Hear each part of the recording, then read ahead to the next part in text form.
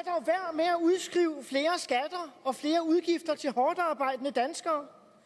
Og lad dog være med at stå og påstå, at Liberal Alliance ikke bekymrer os for familierne.